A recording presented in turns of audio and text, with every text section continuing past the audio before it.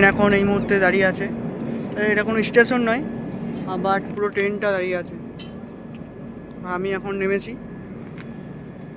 সব পাবলিক নেমেছে। এই হচ্ছে আমাদের ট্রেন, আর এই হচ্ছে ফিল।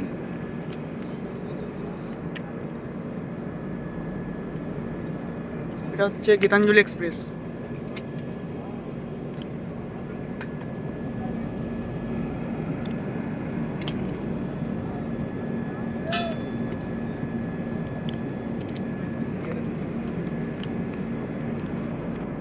ট্রেন প্রচুর লম্বা, ওই অবধি।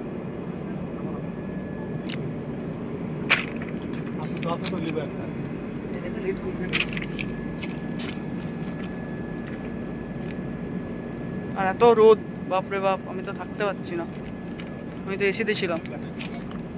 চলো আবার কোনো ব্লগসে দেখা হচ্ছে। So thank you.